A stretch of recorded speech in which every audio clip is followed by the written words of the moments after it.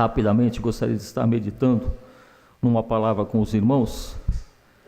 Nós temos uma narrativa, um livro que eu gosto muito de ler, eu gosto muito de aplicar na minha vida, na questão daquelas coisas que nós queremos fazer, que nós almejamos fazer, que é o livro de Josué.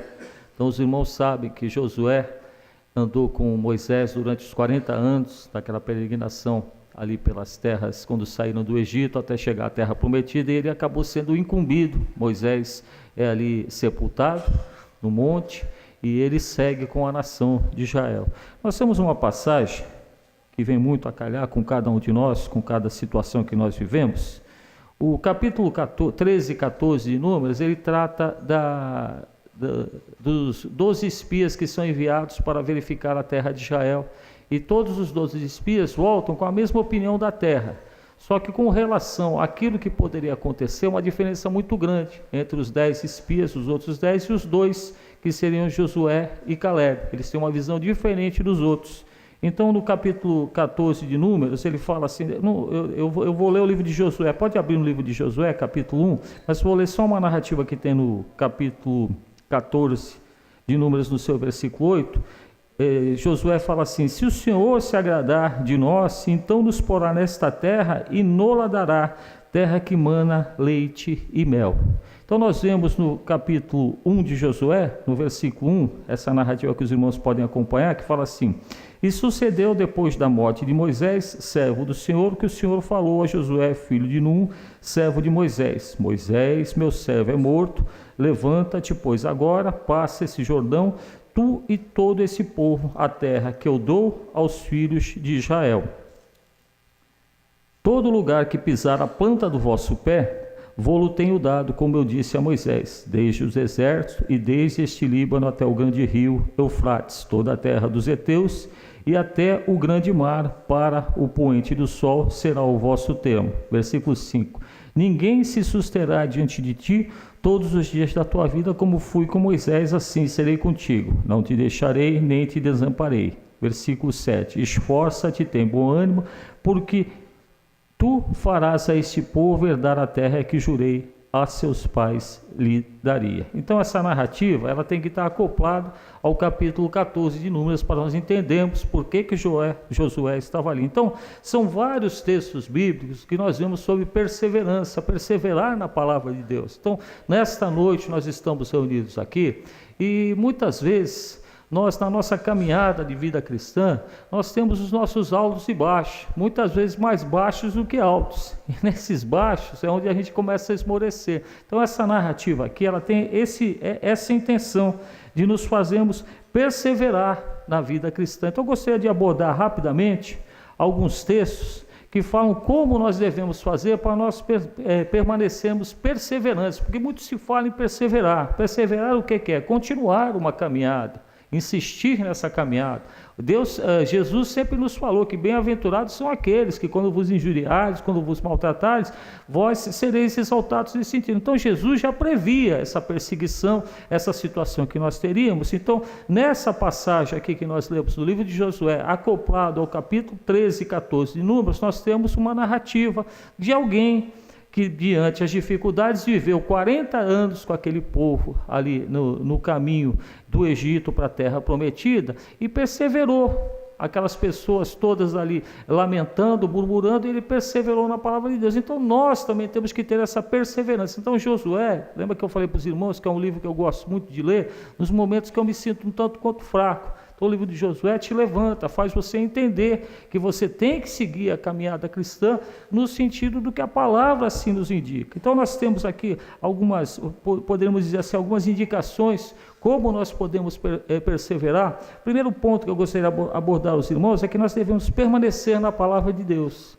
Se nós não permanecemos na palavra de Deus, nenhuma perseverança que nós almejamos, nenhuma perseverança que nós tentamos iniciar na nossa vida, não vai nos levar a destino algum, porque a perseverança tem que ser baseada na palavra de Deus. Capítulo 8 de João, versículo 31, Jesus dizia, pois aos judeus que criam nele, se vós permanecerdes na minha palavra, verdadeiramente sereis meus discípulos. Então nós só podemos ser discípulos do Senhor se nós permanecemos na palavra do Senhor. Não tem como nós nos identificarmos nos autodenominarmos discípulos do Senhor se nós não permanecermos na palavra do Senhor. Então, a perseverança é a palavra de Deus, a palavra de Jesus Cristo aplicada nas nossas vidas. Sabe o que faz de cada um de nós? Nos faz diferente dos ímpios. Nós somos diferentes do mundo quando a palavra do Senhor é aplicada nas nossas vidas. Não adianta nós apenas ouvirmos e sabermos, se nós não aplicarmos na nossa vida. Então, se você quer perseverar na palavra de Deus, você tem que permanecer na palavra de Deus. A palavra de Deus vai te fazer diferente da sociedade que o mundo assim oferece. Então, a perseverança, ponto principal, a palavra de Deus. O segundo ponto, carta de Paulo a Timóteo, segunda carta de Paulo a Timóteo, capítulo 3, versículo 14, Paulo falando para Timóteo: tu, porém, permanece naquilo que aprendeste e de que fosse inteirado, sabendo de que tens aprendido. Se nós permanecemos na palavra de Deus, nós temos que permanecer naquilo que aprendemos, que é a verdade. Vivemos a verdade absoluta, não existe uma verdade parcial, irmãos, vamos deixar bem claro isso. Às vezes as pessoas falam assim: mas o livro tal, a doutrina tal, o ensinamento tal, ele é meia verdade, ele não deixa de ser verdade. Irmãos, se tem um percentual, ainda que você considere que é pequeno, que é mentira, o texto é todo mentira. A mentira, ela corrompe todo o texto. Então nós devemos viver a verdade do Senhor. Aqui Timóteo era o pastor deixado ali na igreja de Éfeso por Paulo, então ele era exortado no quê? Condicionado ao aprendizado dos líderes, dos santos que aprenderam a palavra do Senhor. Então Paulo tinha essa preocupação. Um terceiro ponto que nós podemos abordar também, capítulo 13 de Mateus, capítulo 24, versículo 13 de Mateus, fala assim: mas aquele que perseverar até o fim será salvo. Meu irmão, o que você almeja na tua vida? Você almeja a salvação. Nós temos muitas particularidades, muitas situações que nós queremos nessa vida, e isso é salutar. Ninguém aqui está pregando o contrário, que você busque uma melhor condição da sua vida, que você busque uma condição melhor na sua cultura. Tudo isso é válido, tudo isso é salutar. Deus não condena isso. Jesus nunca orientou que as pessoas deveriam permanecer na ignorância, nem tampouco que as pessoas não deviam evoluir socialmente e financeiramente. Mas o principal que nós temos é a salvação. Então nós devemos permanecer em Cristo em meio às aflições. Muitas vezes é fácil você permanecer no Senhor quando tudo está indo bem na tua vida. Então você parece que esquece. Mateus capítulo 5 até o capítulo 7. As bem-aventuranças do Senhor.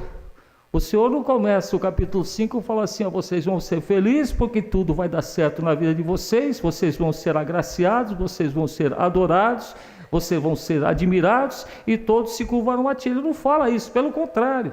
Ele fala que você será humilhado, que você será insultado. Mas quando tudo isso aconteceu, o que ele fala? Bem-aventurados sois vós quando vos insultares, porque sereis exaltados por Deus. Então a nossa exaltação vem nisso. Mantemos a nossa fé, mantemos a nossa perseverança em meio às aflições. Agora, um perigo muito grande que nós não podemos deixar de falar, que é a questão da apostasia. A carta aos Hebreus, capítulo 10, versículo 38, fala assim: mas o justo viverá da fé, e se ele recuar, a minha alma não tem prazer nele. Então, o perigo da apostasia, do recuo da fé.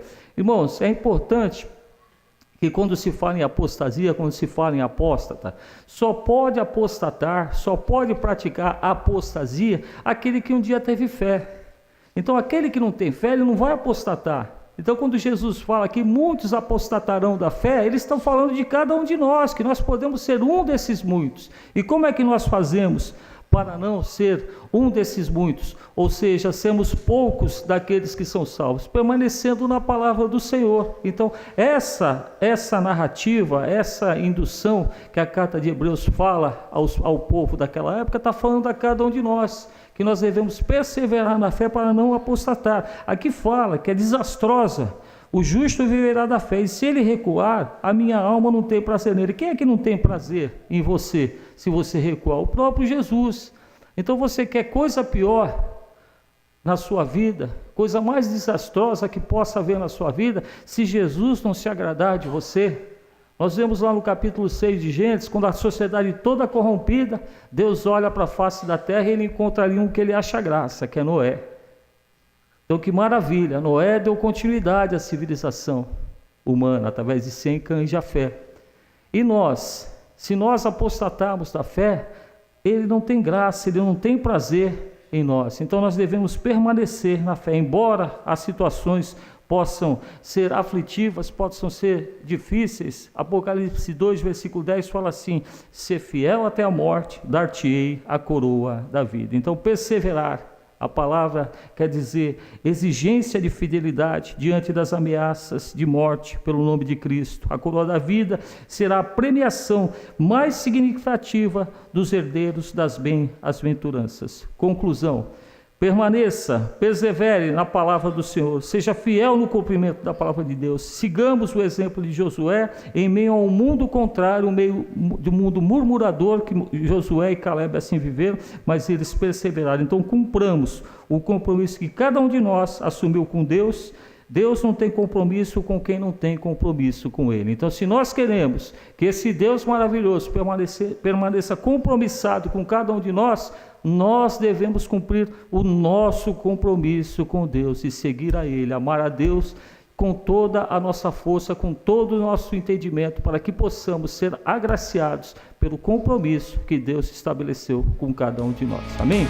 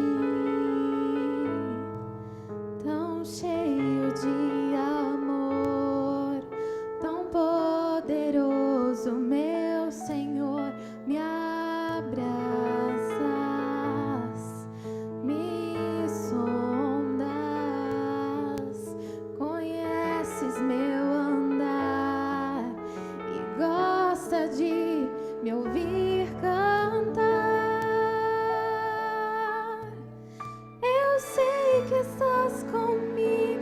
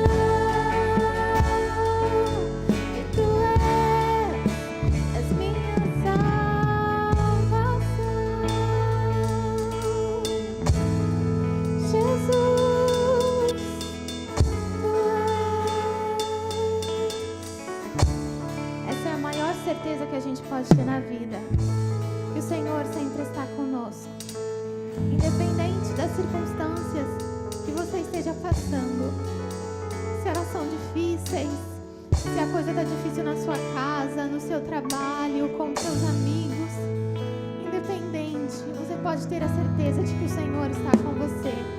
E apesar das tuas falhas e dos teus erros, e de você ser pobre e fraco como nós cantamos, Ele continua sendo fiel, Ele continua sendo constante, pois Ele é o mesmo. E Ele nunca te abandona, Ele nunca te deixa só. Declare mais uma vez esse verso que diz: eu sei que estás comigo, eu sei que estás comigo, eu sei que não me deixas sozinho em minhas lutas. Eu sei que vens agora pra gravar em meu coração que tu eu sei que estás comigo, eu sei que estás comigo, e eu sei que não me deixas. Eu sei que vens agora pra gravar em meu coração que tu eu sei que estás comigo, eu sei que estás comigo, eu sei que não me deixas sozinho em minhas lutas. Eu sei que vens agora pra gravar em meu coração que tu és minha salvação.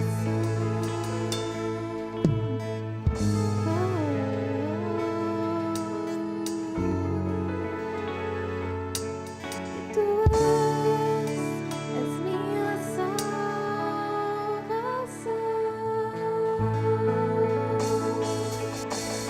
Eu não sei como seu coração está nessa noite. Talvez você já tenha deixado o primeiro amor para trás.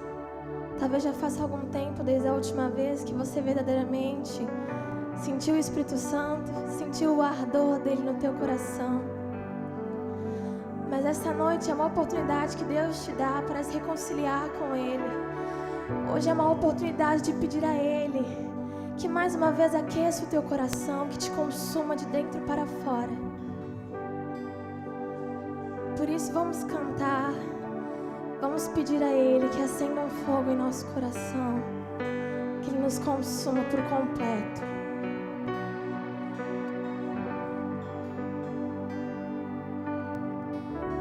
Acende um fogo em meu coração, eu não resistirei, nem controlarei.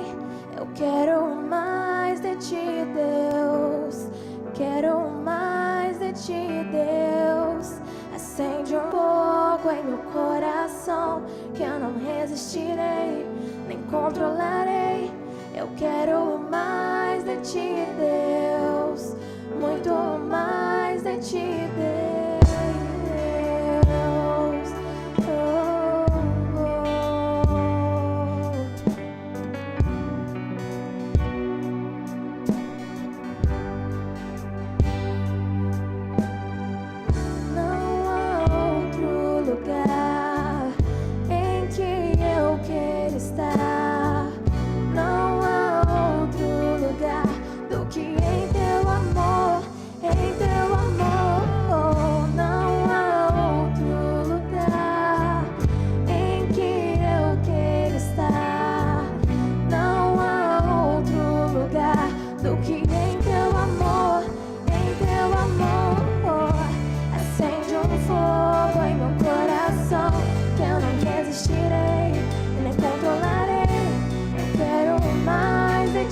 Deus, quero mais de ti, Deus.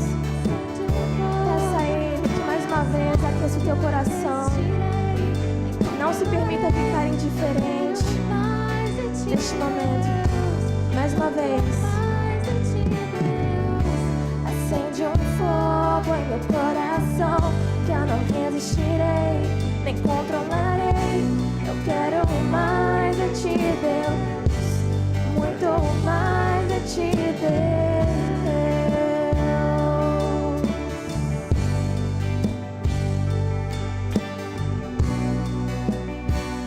Não há melhor lugar para estar. Vamos cantar.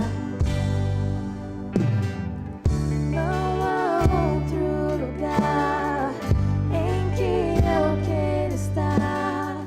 Não há outro lugar do que em teu amor, em teu amor. Não há outro lugar em que eu quero estar. Não há outro lugar do que em teu amor, em teu amor. Acende um fogo em meu coração que eu não resistirei, nem controlarei. Eu quero mais de ti, Deus. Quero mais de ti, Deus. Acende um fogo em meu coração que eu não resistirei. Eu quero mais de ti, Deus. Só a igreja agora. Acende um fogo em meu coração que eu não resistirei, nem controlarei. Eu quero mais de ti, Deus. Quero mais de ti, Deus. Acende um fogo em meu coração que eu não resistirei. Eu quero mais de ti, Deus. Muito mais de ti, Deus.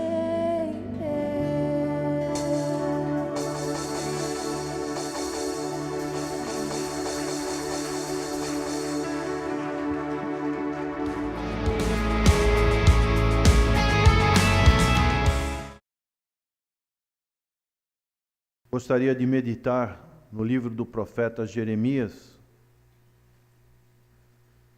capítulo 13. Todo o Antigo Testamento, ele tem um sentido histórico. Gosto muito. A mensagem é o cinto de linho. Todos estão com cinto hoje? As mulheres já não usam tanto cinto, né? Mas os homens têm que apertar um pouquinho ali a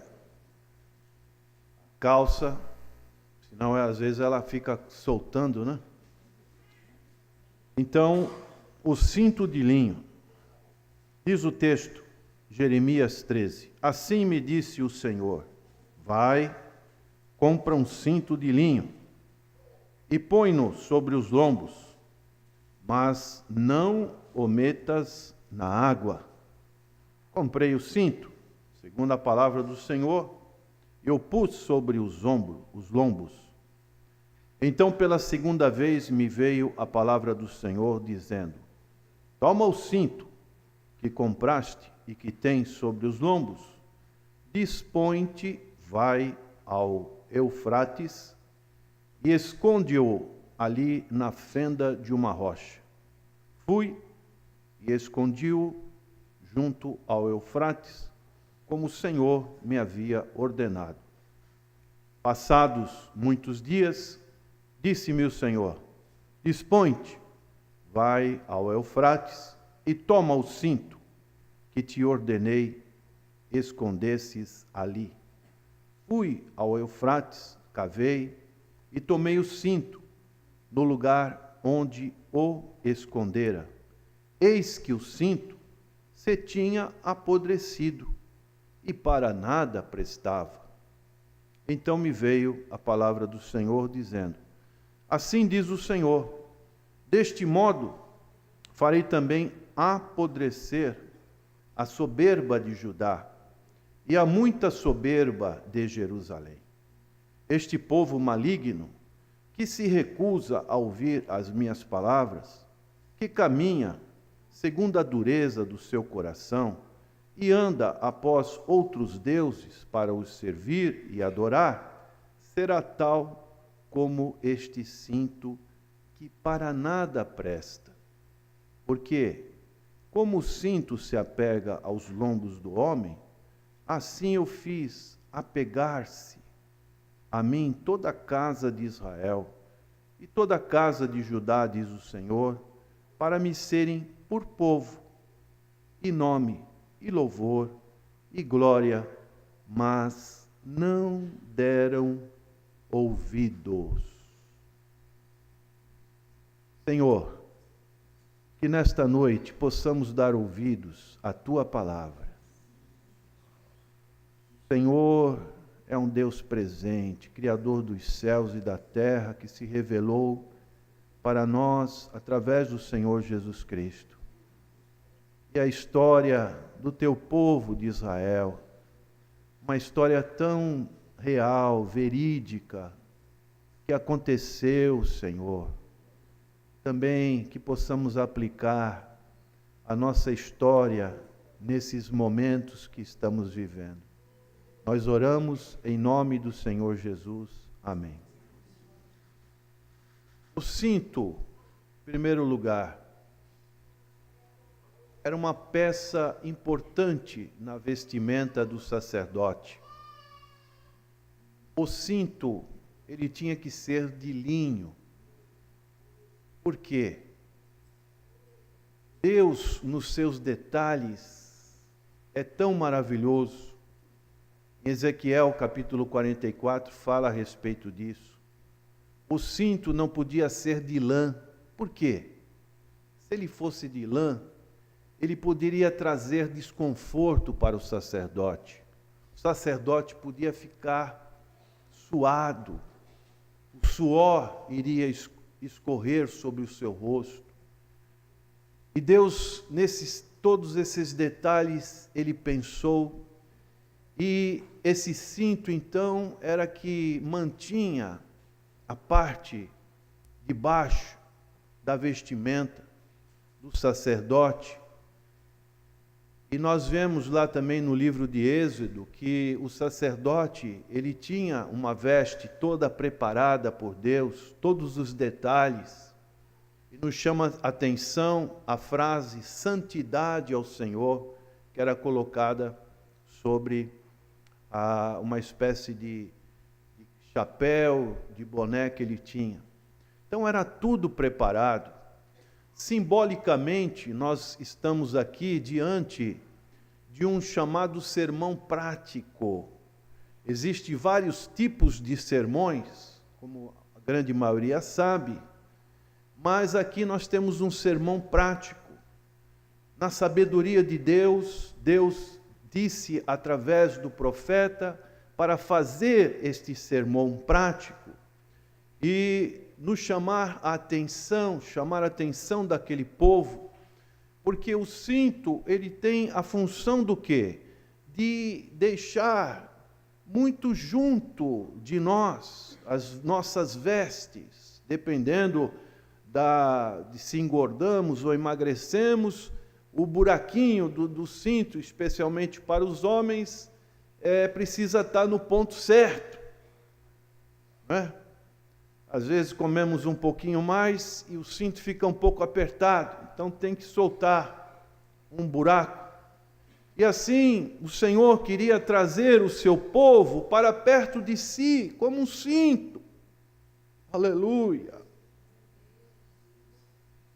Mas a nação de Israel era uma nação que foi para outros deuses, uma nação que cometia injustiça, uma nação, de vez de procurar o auxílio de Deus, essa nação fez acordos, principalmente acordos protetores para com o Egito, para com a Síria, para com a Babilônia. Deixou de confiar em Deus. Você que está aqui, você tem feito acordos, você acha que é tão importante e tem deixado de confiar em Deus? Isso deixou Deus triste. Como esse povo vai deixar este contato tão íntimo comigo para procurar outros deuses, deuses que são ídolos, deuses pagãos. Então aqui nós vemos essa situação deste povo. E era um momento, quem era o governante era um rei chamado Jeoaquim. Rei que não trazia o povo a uma adoração sincera diante do Senhor.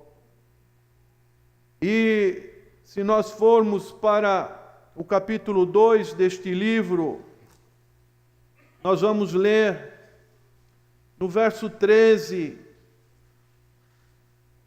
o próprio profeta Jeremias, que é considerado um profeta chorão, ele diz: porque 2 males cometeu o meu povo, a mim me deixaram o manancial de águas vivas, e cavaram cisternas rotas que não retêm as águas.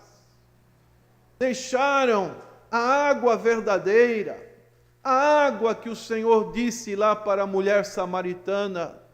O que o Senhor disse para ela? O Senhor estava caminhando em direção a Galiléia, vindo de Jerusalém, e no caminho ele passou no poço que era de Jacó, e ali ele esperou as mulheres pegarem água, e se apresentou para uma mulher que era samaritana, e começou um diálogo com aquela mulher, e ele disse: dá-me de beber. Como tu, sendo judeu, pede para um samaritano dar de beber?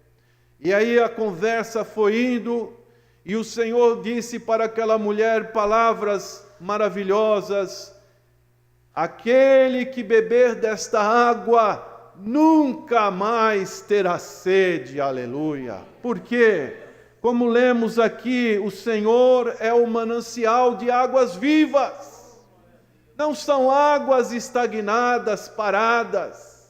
Como diz aqui o texto, cavaram cisternas rotas. Sabe o que é cisternas? É como uma caixa d'água. É como um poço para aqueles que vivem em áreas rurais. Mas as cisternas, naquela época, geralmente eram rochedos que ficavam próximos um dos outros e formavam um lugar ali onde a água era armazenada e servia para saciar a sede da população. Então o Senhor Jesus Cristo é esse que nos mostra, como diz aqui no livro de Isaías, capítulo 55, verso 1, diz assim: todos vós os que tendes sede, vinde às águas, e vós os que não tendes dinheiro, vinde comprai e comei sim, vinde comprai sem dinheiro e sem preço, vinho e leite. Quantos nessa noite estão com sede de Deus? O salmista dizia: como o servo brama pelas correntes das águas, sente o cheiro das águas e ele vai numa desenfreada corrida para perto de um ribeiro. Ele comparava na sua observação que ele fazia das coisas criadas por Deus, ele comparava assim: a minha alma tem sede de Deus, do Deus vivo. Quando entrarei e me apresentarei diante do Senhor. Oh, aleluia! Como é bom ver uma pessoa com sede da palavra de Deus, sede da presença de Deus. Oh, Deus maravilhoso! E assim existia uma determinação negativa para a recomendação do profeta. O cinto não podia ser colocado na água. A água aqui tem um efeito negativo. Como está a sua intimidade com Deus? Aonde você tem levado aquela comunhão com Deus? Será que você não tem levado o seu cinto também na água deste mundo? Numa água contaminada por bactérias espirituais, que tem feito com que este cinto ele não esteja bem colocado no seu corpo espiritual. Daí, Deus diz para o profeta: olha, dispõe-te. Nesta noite, Deus diz para você também: dispõe-te. Aleluia. Fique em pé. Não maquineje mais. Não manque mais. Fique em pé. Dispõe-te. Leva o cinto ao Eufrates. O Eufrates era uma região longe. E ali você vai observar uma fenda, e você vai colocar o cinto ali. E passado dias, Deus disse para o profeta novamente: agora volta lá e retira o cinto. E o cinto estava totalmente apodrecido. Não servia mais para nada. Meus irmãos, uma situação espiritual trágica na vida de uma pessoa é quando ela encontra uma fenda e guarda aquela união com Cristo num lugar qualquer deste mundo. Eufrates simboliza uma terra pagã, simboliza um povo estranho ao concerto de Deus. Deus estava mostrando ali para Israel que eles seriam levados para o cativeiro babilônico, como aconteceu. Ficaram 70 anos. Era um povo soberbo, como diz aqui o texto. E todo aquele que não reconhece que é uma pessoa que tem uma natureza pecadora, pecaminosa, e não reconhece que Jesus Cristo foi o seu substituto, não reconhece que em Jesus Cristo nós somos feitos justiça de Deus, somos justificados por Deus. Todo ser humano tem essa soberba. E essa soberba, ela vai ter um resultado que é uma ruína, uma perdição, algo que não vai ser aproveitado para nada, como nós vemos nesse sermão prático, dessa lição que Deus está aplicando através do profeta Jeremias para o povo de Israel. Não aproveitou para nada. Tirou aquele cinto, não serviu mais para nada. Quantas e quantas pessoas que começaram bem a sua carreira cristã, mas deixaram o seu cinto ser contaminado por água impuras, colocaram numa fenda próxima do rio. O Eufrates era um rio, o grande rio Eufrates. Parecia que nessa fenda aquele cinto estaria protegido. Mas passou o tempo, aquele cinto ficou todo embolorado, ficou todo quebradiço. Ficou coisa trágica quando nós não guardamos bem as promessas de Deus nas nossas vidas, quando nós nos desviamos para as coisas deste mundo, para os atrativos deste mundo, achando que a igreja é um lugar que não nos atrai mais. E assim, paulatinamente, nós vamos depositando o nosso cinto de linho numa fenda qualquer. E a situação é trágica quando nós nos afastamos de Deus. E aqui nós podemos observar essa situação que o profeta fala. Então, a palavra de Deus nos mostra um grande desafio. É o que nós encontramos aqui, este desafio que Deus, Ele requer de cada um de nós. O quê? Às vezes você pensa de fazer 1000 proezas para Deus. Mas, em primeiro lugar, saiba que Deus quer que o seu cinto não apodreça. Amém? Vamos repetir? Deus não quer que o meu cinto apodreça. Esse é o detalhe mais importante. Às vezes nós queremos ganhar o mundo, acharmos que somos úteis para Deus, mas baixamos a guarda e deixamos o nosso cinto apodrecer. Cuidado, atenção, sinal de alerta.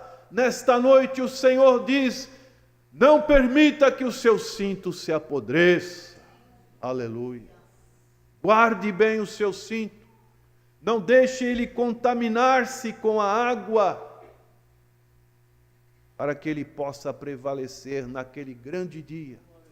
Quando o Senhor voltar para buscar a sua igreja, nós estaremos cingidos com cintos de justiça, cintos de fidelidade, cintos de unidade com o Senhor Jesus Cristo.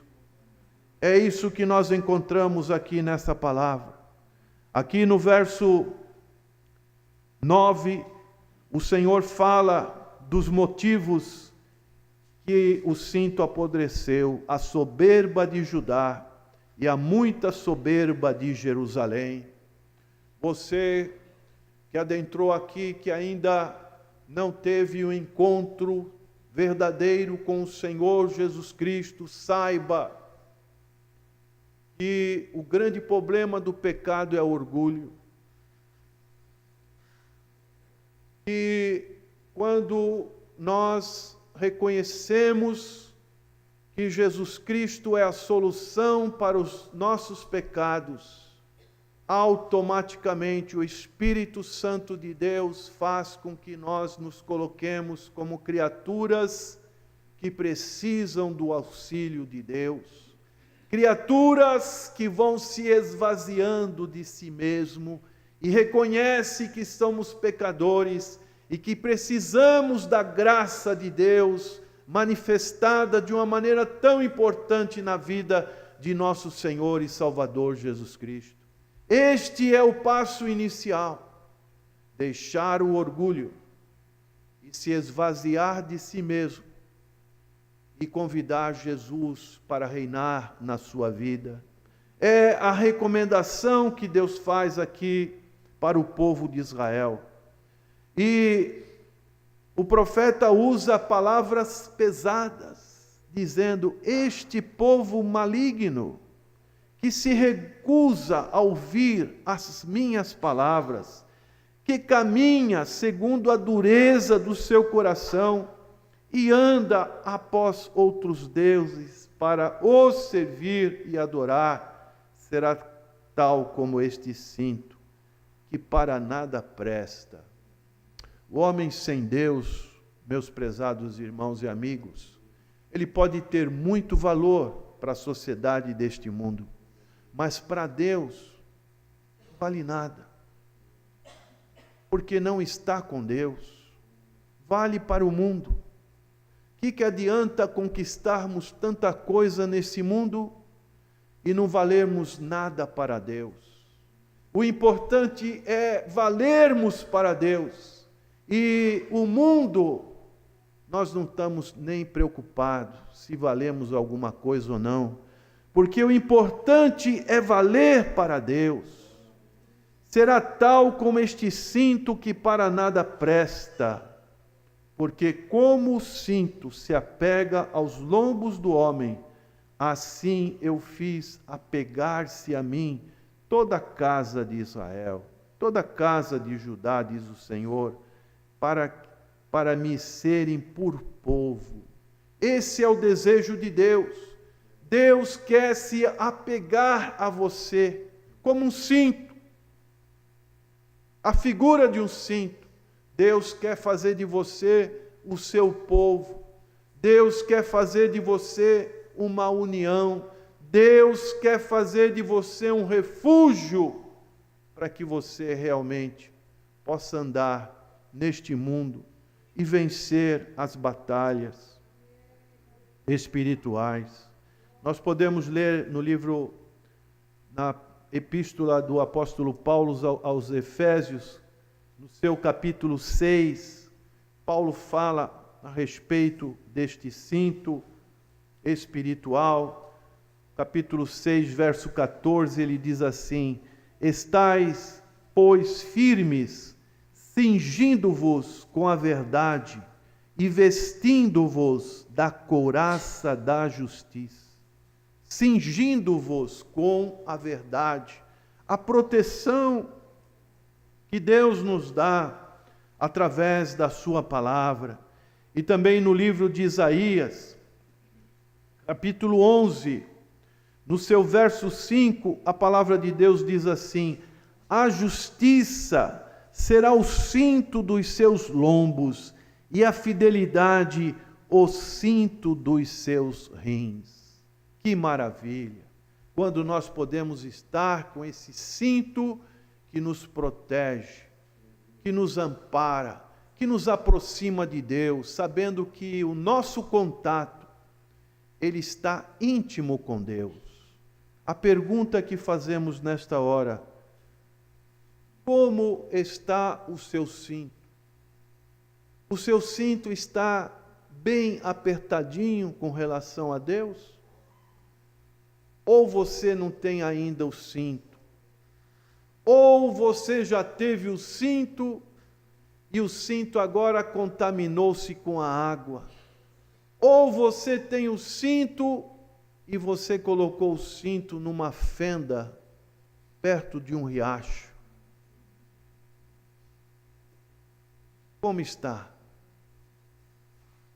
A palavra de Deus, o convite de Deus para esta hora é que Deus quer que você dê ouvidos a Ele, a sua voz, que você sinta o desejo de se unir mais a Cristo.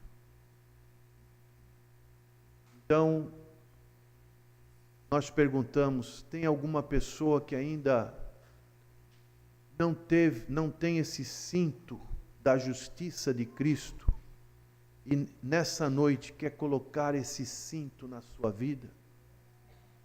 Alguém que adentrou a este lugar e ainda não está com o cinto da justiça de Cristo,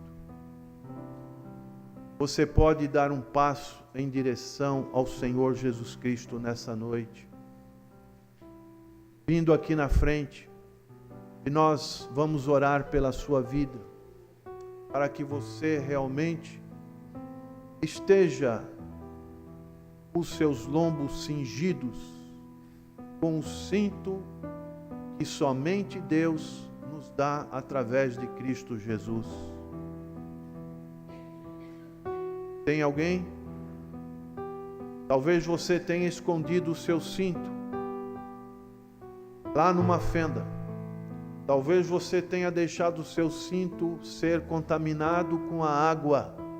Mas nesta noite, o Espírito Santo de Deus quer te mostrar um caminho de retorno, um caminho de conserto, um caminho de unidade com o Senhor Jesus Cristo. Vamos ficar de pé? Vamos deixar o louvor ministrar os nossos corações. Nesta noite, você não saia daqui sem ter essa convicção plena. Aproveite este momento de concerto com Deus. Senhor, eu larguei o meu cinto, mas nesta noite eu quero reaver. Aleluia. Ó Deus Todo-Poderoso, ó Espírito Santo de Deus, ministra os corações nesta hora. Retira, Senhor, toda barreira, tudo aquilo, Senhor, que tem afastado o teu povo de ti, para que o teu povo esteja ligado contigo, uma unidade perfeita, íntima com o Senhor. Oh, aleluia! Vamos cantar o coro de um louvor desses que nós cantamos nesta noite. Cantamos hoje de uma maneira tão maravilhosa, um momento tão deleitoso na presença de Deus, em que os nossos irmãos nos levaram à presença do trono de Deus. E nesse momento também não podemos sair daqui se tivermos o nosso cinto tão bem ajustado ao nosso corpo. Então vamos louvar ao Senhor. Louvor, coral, uma estrofe, para que realmente o Espírito Santo de Deus esteja trabalhando em nosso meio. Acende o fogo em meu coração, eu não resistirei, nem controlarei. Eu quero mais de ti, Deus. Quero mais de ti, Deus. Acende o fogo em meu coração, eu não resistirei, nem controlarei. Eu quero mais de ti, Deus. Quero mais de ti, Deus. Acende um fogo em meu coração, eu não resistirei, nem controlarei. Eu quero mais de ti, Deus. Quero mais de ti, Deus. Acende um fogo em meu coração, que eu não resistirei, nem controlarei. Eu quero mais de ti, Deus. Quero mais de ti, Deus.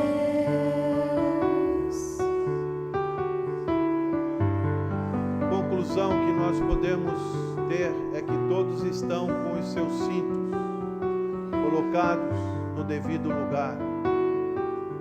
Mas nesta noite, que o seu cinto está folgado, ele está quase caindo do seu corpo espiritual.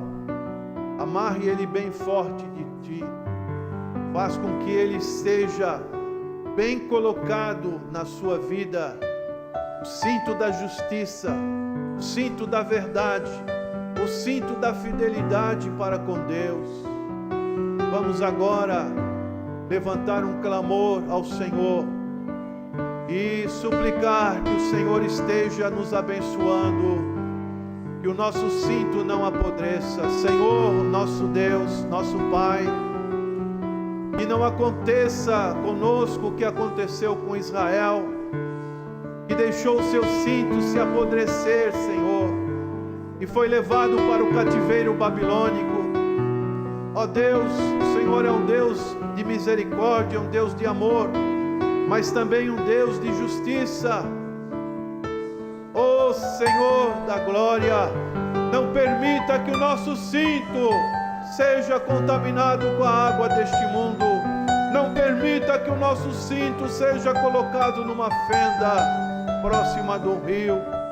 Ó Deus, conserva o nosso cinto da fidelidade a Ti, da retidão a Ti. Nós só queremos águas do manancial verdadeiro, do manancial que rega as nossas vidas espirituais. Então, Senhor, que a Tua graça complete as nossas vidas nesta hora, que possamos ser renovados por Ti, Senhor. Oh Jesus, para que a nossa unidade contigo permaneça até o final das nossas vidas. É a nossa gratidão, o nosso louvor, a nossa adoração a Ti. Aleluia. Glória. Glória a Deus. Louvado seja o nome do Senhor. Amém.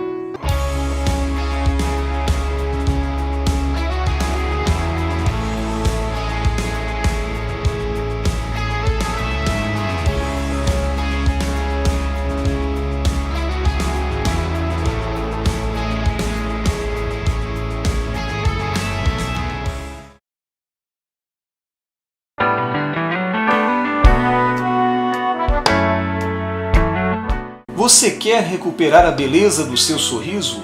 Estão faltando dentes em sua boca? Sua prótese não está mais funcionando? Você não consegue mastigar direito? Precisa remover dentes impactados? Seus dentes estão amarelos? Então venha conhecer a Rinaldi Odonto. Tem estacionamento próprio? Você poderá contar com uma agradável cordialidade na recepção, excelente pré-atendimento, avaliação e procedimentos personalizados com os doutores Natan e Natanael Rinaldi. Processos de implantes, extrações e cirurgias são feitas com aparelhos de última geração. Nossa satisfação aqui na Rinaldi Odonto é ver você feliz, com seu sorriso sempre bonito e saudável. Venha conhecer as nossas clínicas. Acesse www.rinaldiodonto.com.br. Telefones: Clínica 1 3233 2540, Clínica 2 3203 2464. Na Rinaldi Odonto você recupera a beleza do seu sorriso.